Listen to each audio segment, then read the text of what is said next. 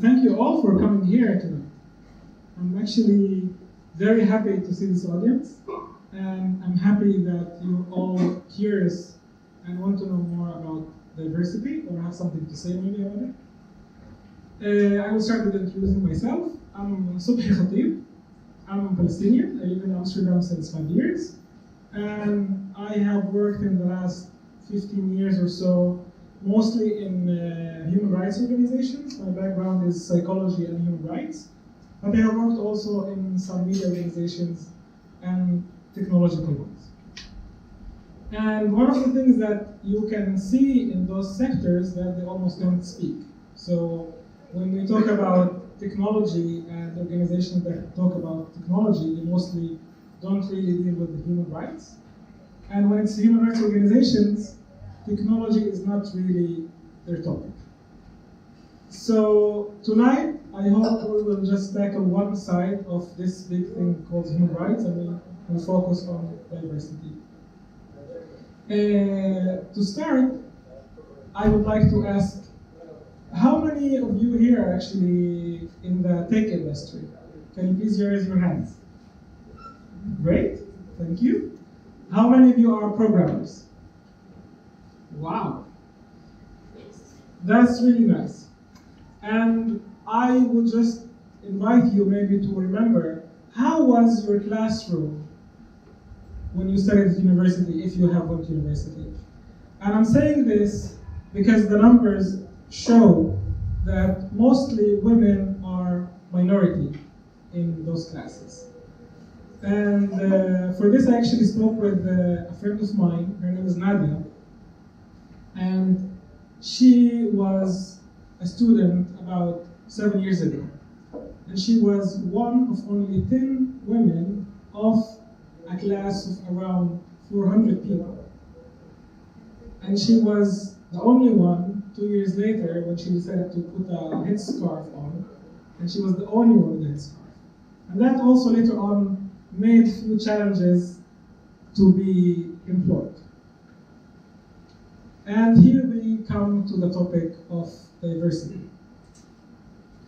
Diversity, as I would like to speak about it, I would like to talk first about what is it, then how is it and how we can see it and how we can affect it, and why actually should we do that. Because I think one of the important things that we should talk about is why this is an issue. I'm saying why because I think taking some things for granted sometimes is a bit problematic. When we take things for granted, we actually say, yeah, we're doing it just because we want to be good people, just to be nice. And here I want actually to start with the why. For me, the why should be moral. The why should be because we want everyone to feel home. And when you feel home, you will give your best because you feel belonging. Because you feel that this is your place. Because you feel that this is where you can just feel comfortable. But there's also a business actually case for diversity, and this is why the tech industry are more and more focusing on it. McKinsey have done actually a research about a couple of years ago, and they showed that when you have a team which is diverse genderly, they would be more productive by around 21%. And when it's diverse culturally, then the productivity would raise to 34%.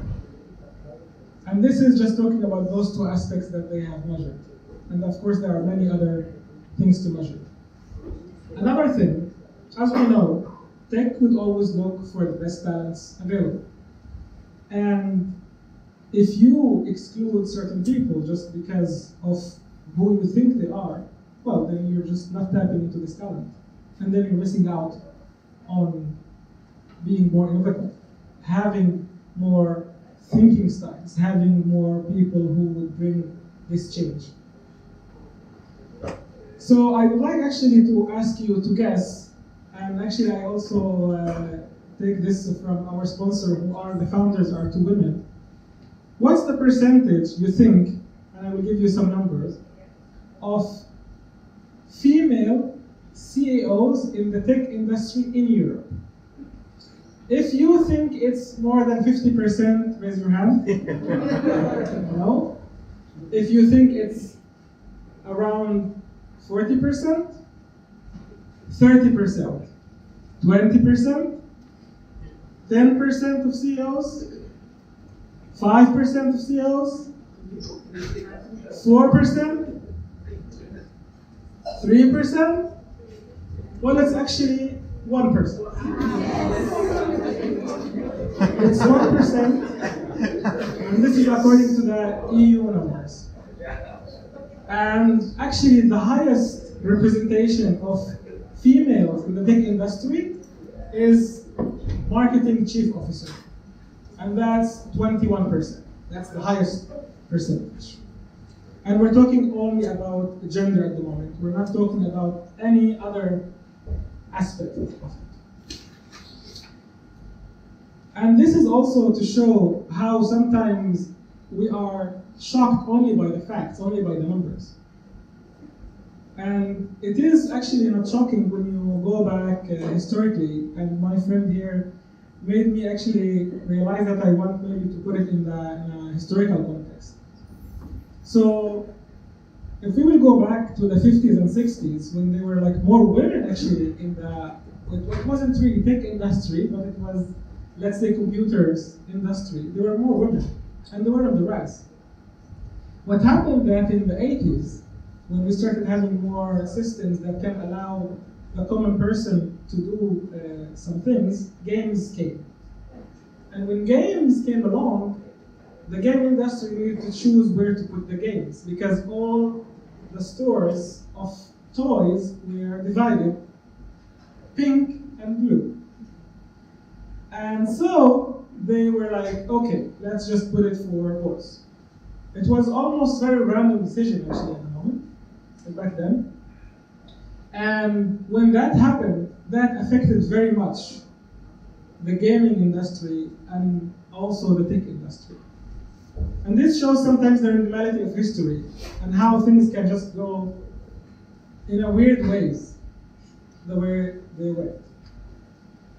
From that point in the 80s, women in computer science studying it were dropping, slowly, until the point we're having now actually, but this is like the States number, this is not the Europe because they couldn't find European numbers, it's around 19% of people who graduate are women, who graduate from computer science. So, was actually the tech industry back then diverse? Not exactly. I don't know how many of you have seen the movie Hidden Figures. Well, there were black women in the movie. Have NASA been diverse in the late 60s? Not exactly. Because actually diversity is the first step. Diversity is having different people in the same room. The next step after diversity is inclusion. Inclusion is having different people in different places and hierarchy of the company or any organization, and they have also equal power. So when we talk about diversity, and this is why actually diversity is becoming more and more of a topic, it's because it's step one to inclusion. As someone have put it, diversity is inviting someone to a party. Inclusion is inviting the person to dance. And this is actually where diversity is actually like, why do we need it? Because we want, well, I guess if we want really a really fun party, we want everyone to be in that party. And we would like everyone to be dancing and not in the corner looking at it. And this is why actually I mentioned at the beginning also home and feeling of belonging. Because if a woman or a transgender or any person who goes to a company because they're like, yeah, we would love to tick this box of diversity, we would like to see some different person here, and that person doesn't really feel belong, well, that won't really last for long. So what is really diversity? If we talk, it's about bringing different people. Usually, diversity is divided to 3 different levels. First level, it's called demographic. And demographic is about the gender, the race, the color, the sexual orientation, physical abilities, or disabilities. Those are called demographics. The second one is called contextual. And that's more about the socioeconomical situation, the educational background, where you have been raised, who are your friends, your network, and so on. And the third one is cognitive. And cognitive is more about how you approach problems, how you approach relations, how you think about solving things, how do you solve things. And those are the 3 different levels. Currently, because we are in a bit, let's say, backward world when it comes to equality, we're still at the first level. We're still at the level that when we talk about diversity, we just talk about race, color, sexual orientation, religion, and so on. We haven't actually reached the other 2 levels yet. Sometimes some places they talk about it. But we're still at that phase because we, again, need really to build slowly. So before I continue, and this is actually, I must admit that it's a bit hard for me. I'm used to do workshops and not talks. So it's more interactive. So I would like actually to ask you, again, how many of you think you are in a diverse workplace? Can you please raise your hands? Few people. Well, one of the things I'm aiming with this short talk is to give, let's say, something you can do about it. And I believe that, like, any call for action is the way also to talk about issues. Because when we talk about issues and we don't present solutions, I feel it's kind of like, just like giving people say, oh God, this is so bad, what you can do about it. And I'm actually inviting you just to share what I'm saying with other people you know, and to also try to work on your bias. Because this is one of the things we are many times can understand, I would say, cognitively, but not really emotionally. So we all understand that, yeah, all people are equal. We say it, I think we all try to adapt it as much as we can. But one of the things that we cannot actually disconnect from as people, because that's part of human nature, is having bias, is having a stereotype. When people say I'm gender blind or I'm color blind, well, it's nice that they would like to think that way.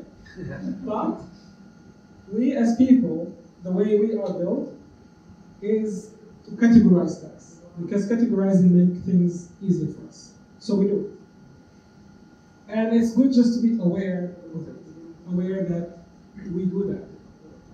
And that means that when we meet new people, some people, they are automatically trusting. You don't need to do anything. You just meet them, you trust the person. And that's mostly based on your exposure since you're a child to media, to movies, to series, to the people around you, and so on. And other people, they need to gain your trust. And that takes them time. So I'm just saying that please try to apply it on your own self. When you have a stereotype of a person, when you have an idea of a person, just take a minute of trying to reconstruct that and try to work on it. Another thing I would like also to talk with you is about actually talking about this topic. Because this topic is not much talked about. And it's not much talked about because everyone wants to be either like too nice about it, so they're like, no, let's just mention it, or they feel like it's a heavy topic. And I personally don't see it that heavy. I feel like, if we talk about things, they actually become lighter and lighter, because this is how many topics become light when we talk about them. And when we watch some stand-up comedy about them. That's also nice. Unfortunately, I'm not a stand-up comedian, so you can do it in a more fun way. But I'm talking about those two, let's say, steps of doing it, because those can also actually spread the awareness about the topic. Because many times people don't do things simply because they just don't know. That's the only reason that they don't do it. Now I want to take a moment and ask you if you have seen a movie about the diversity that you think that could or have transferred this message about diversity in a good way. Can I hear some names from you? No?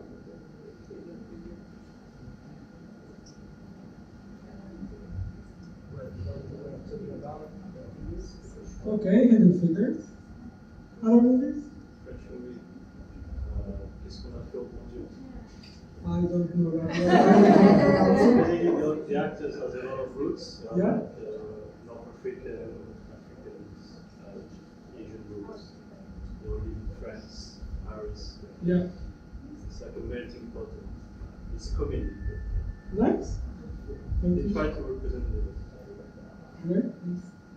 Others? Yeah. imitation game. Sorry? Imitation game. Yeah, that's a nice one. Can you repeat the title? Yeah, the imitation game was the one he mentioned. I cannot mention what he said. What we've done to God. Thank you. Please? You raised your hand? Yeah, this one called Debugging the Gender Gap. It's a Can you raise your voice back? Debugging the Gender Gap. It's a documentary about combos. Great, thank you. Yes. Yes? Hackers. It's a comedy from the 90s about hackers who wear roller skates and dress really cool. It has Angelina Jolie and a really diverse cast, which is also, it just takes the idea of software development and takes it right into the realm of cool without blinking, and it's from the 90s, so it's a really good movie to see. Great advice, thank you. Thanks for the recommendation. I'm actually picking your brains on this because, as you can see, there are not many of those movies, but they're always also nice to share with other people because sometimes also the message can go across with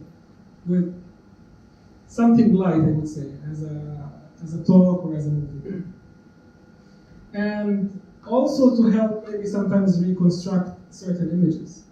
Because if I will ask you now, imagine a scientist. I guess most of you have imagined a scientist. And you don't need to raise your hand, but how many of you have imagined that scientist as an Asian person? How many of you have imagined that scientist as a disabled person? How many of you have imagined that person as a transgender person? And this is, again, plays on what we have been fed since we're children. So it doesn't really say anything about you, because it's eventually, when it's about you, it's about your reaction to stereotypes and to ideas you see. But the imagination is very much about what we have got before. So those are the main things about what is diversity and about why diversity, and a little bit about, let's say, the how we can implement this or how we can share this. From diversity and inclusion and feeling home and movies, I would like to take you a bit also to the artificial intelligence world. Because some people, especially, let's say, people who are not very much into technology, they would say, well, yeah, people have bias, people are just not objective, so let's have computers to do so. Because computers are objective. Computers should do things in the proper way. Well, most of you are people who are a bit more educated in computer science, but mostly when I do those workshops with people who are not, they would be like, yes, of course. The things that most of those people don't know maybe or don't really imagine, that those programs and softwares and algorithms and machine learning have been built by people. And people, as we have learned, have bias. So it also goes to the people that program those algorithms or the ones who fit the machine learning. And that goes to the data. So if I will give an example, now we will just work on bringing an algorithm that would pick the best candidates for CEO job from LinkedIn profiles. What do you think that algorithms would come up with? Well, I can give you the answer, and I guess maybe you have guessed. The algorithm, because it takes its data from existing data, will be just reinforcing the same things that we have nowadays. If we have sexism, it will be more sexist. And that algorithm would basically pick white males as the perfect CEOs because those are the most CEOs at the moment. And that algorithm would exclude anyone who's not, because according to the numbers, according to data, they are not there. So why should this algorithm think that this could be the best candidate? And this is actually where the responsibility, let's say, of the tech industry is becoming bigger and bigger in today's world.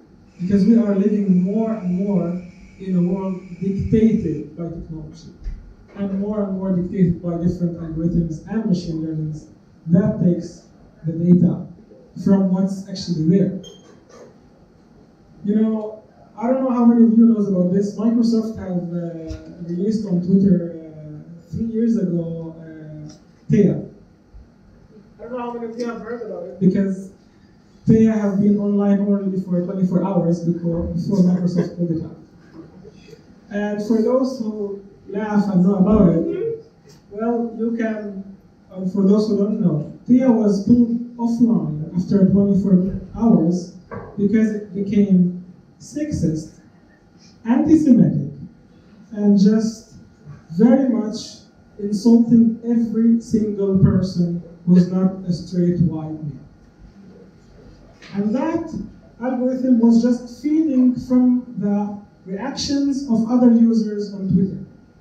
That's it. It wasn't, bringing things from its own mind. And it became really, I would say, nasty more than even some other people that were feeding it that information. Because that's maybe the good and the bad things about computers. They do things sometimes better than us, even in being racist. So when we talk about machine learning or artificial intelligence, we again talk about data that are there and it's taken. So let's say the data is kind of, or we would like to look at it as neutral, like income. Income is neutral, but not exactly, because here we also go to some historical context and the accumulated wealth by some groups versus other groups because of colonialism, of occupation, of oppression, of. And this just to show a little bit of the complexity of the topic. And let's say, it's about age. That's very neutral, that's, no one can or should play with it. Even there, actually, there are some factors that are played with because, again, according to how you have been raised and where and health and so on. But it's also to say about statistics. Those data are eventually statistics. And those statistics have been put there and organized by people. And for those who know a little bit about how surveys are made or referendums or some other things, it's about how you ask the question that might very much affect the answer. And here we also go again to the human element in it, and how this can also affect how neutral this question could be or not. from those two worlds, I also would like to take you a little bit behind the keyboard, because most of the people nowadays, in the artificial intelligence industry and developing machine learning and so on are males. And mostly are actually white males. Which means that they will automatically, not because they want to, not because intentionally they want to marginalize other groups, it's because we as people, when we don't know someone in a certain way, we just don't think about it. You know, one of the things I asked, and I would like to ask you this also, how many of you have thought how a disabled person could actually access this room? And usually when I ask this, maybe max 2 or 3 people would raise their hands. That's because we're not thinking about it, because those people who raise their hands mostly have either a partner, a relative, or someone in their network that is disabled, and this is how we think about it. So when we talk about diversity and also thinking about the 3 different layers, we also again go there to the different kinds of diversity. It's not enough to say, well, we have a very diverse organization, we have people from different cultures, and we're great.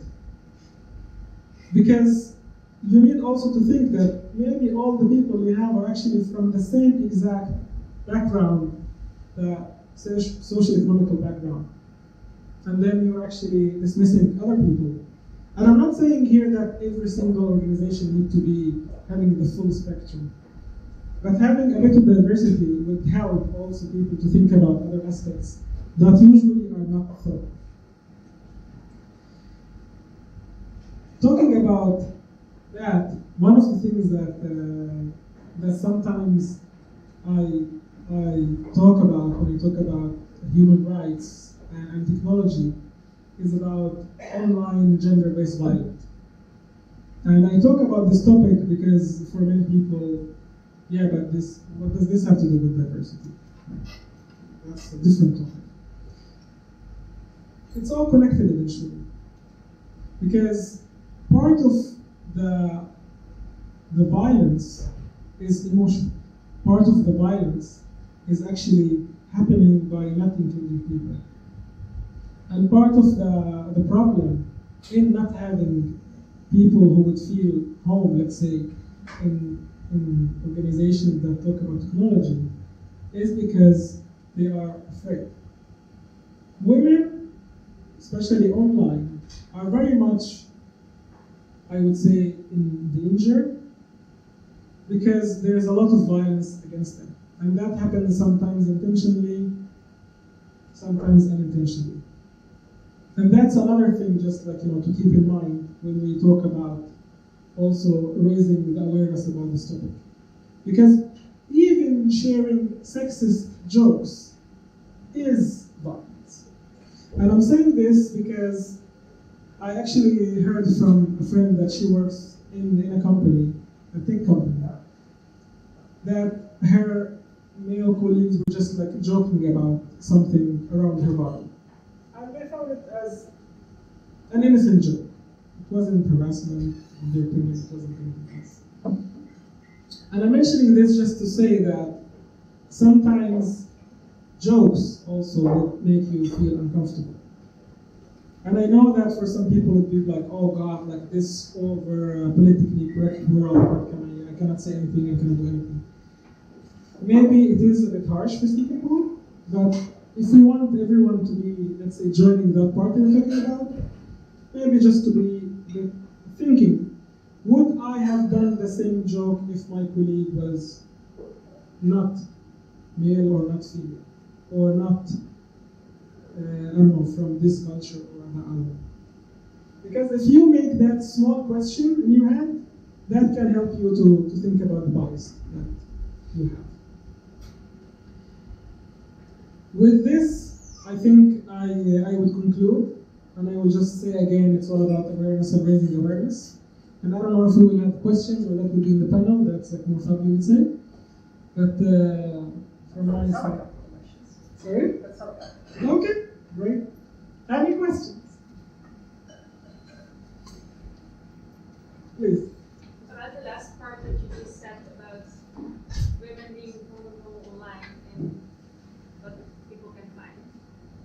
I also feel like it's kind of a responsibility of the poster to give the person posting stuff online.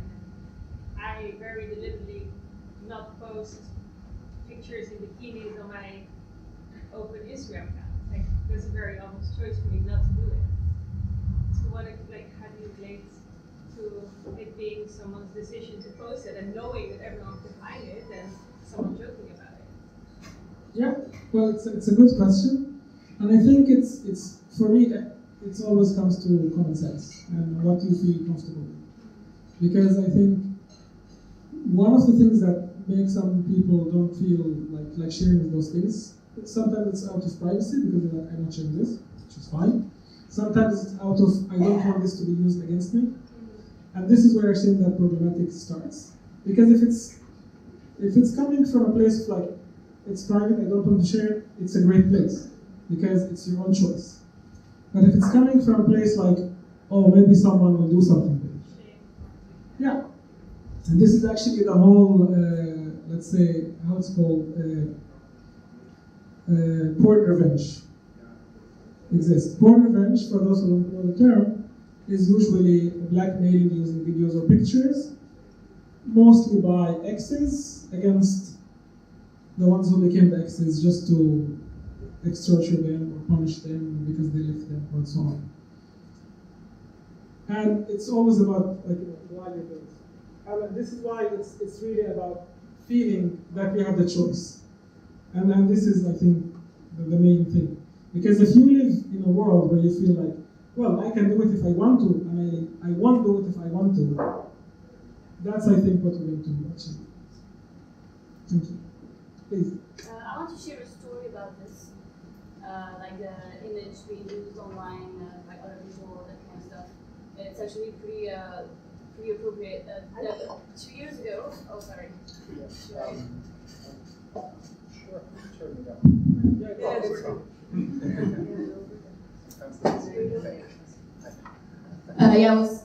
I was saying I want to share a story about this topic. At my previous company, I think it was like exactly 2 years ago, because it was for the 8th of March. We did this diversity event, and our marketeers did. They took like the social media guy took like pictures of like our female employees, and we all had to write something about what diversity meant to us, and it was like some Instagram series basically. As a female developer, I was basically like posing with my screens full of code behind me and like wrote something that meant a lot to me about diversity. And this picture on Instagram got viral in countries whose language I do not understand. So it was shared on like some kind of world code Instagram account, got like thousands of likes, like tens of thousands of comments commenting on my appearance, on whether or not I was actually a woman, because a woman could obviously not code, whether or not I was a designer or the HR person, my lipstick color, my keyboard, my everything. And I just wanted to say like this, you can't like protect yourself completely against that kind of stuff. Like, I didn't even post that picture myself. I consented, obviously, but like, yeah, you can never win that game, even if you're super careful. Like, yeah, that's it. Yeah, well, thank you for sharing the story, first of all. And yeah, you know, and this is actually the thing that happens with content online, as most of us know. Like, you don't even know what will happen with it. And for some, even like, actors or singers, what they do when they are kind of like blackmailed about some pictures or some videos, they're like, you know what? I will publish my own pictures. So you just have nothing, basically, on me. This is one strategy. Other strategies are going, of course, to court and so on to get the content offline. But again, it goes back to all this thing of like being comfortable or being also called like outsider of this industry. And this is about like how much also your colleagues and your company can support you. And this is like the feeling of home we talked about. Because even when those things happen online, regardless if it's actually about diversity or not, if you have, let's say, the social network that can support you to go through it, you can go through it. Because eventually, as people, that's mostly what we need, that feeling.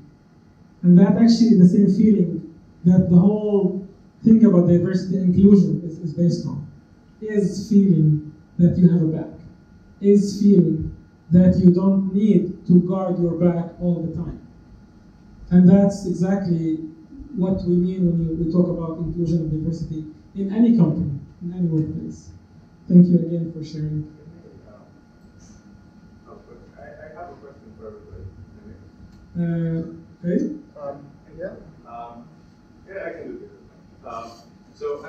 So we talk about diversity, and we talk about women, and we talk about inclusion of minorities. But I have a question. So, how many of you know how to go to a country outside of Europe or United States and develop or something, integrate society? Can you repeat the question? How many of you know how to go to a country outside Europe or the US and integrate into society, blending, talk with the people? Define blending. Yeah, define Europe. It's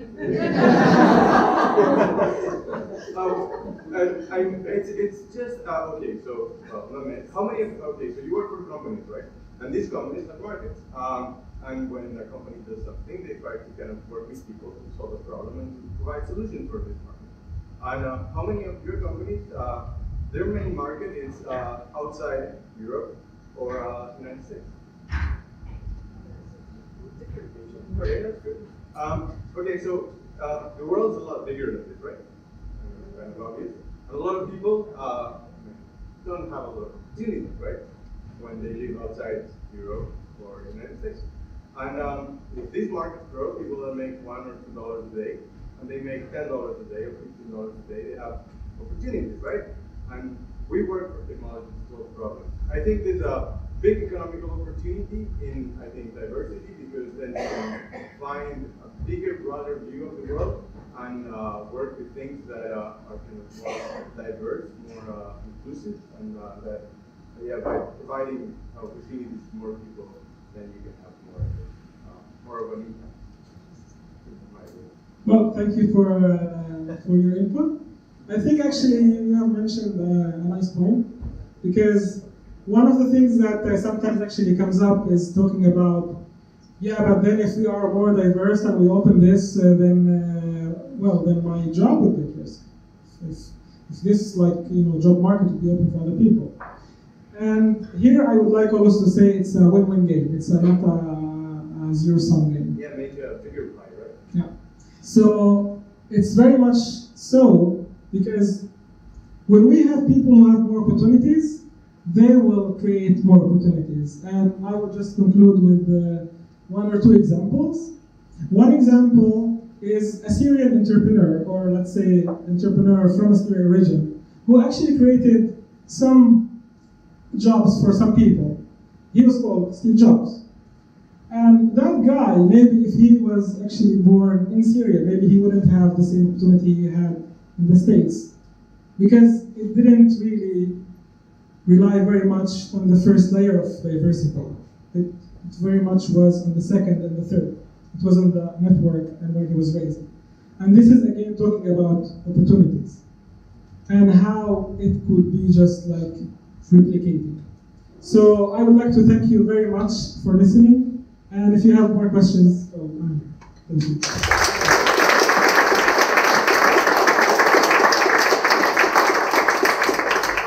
Yeah, thanks really.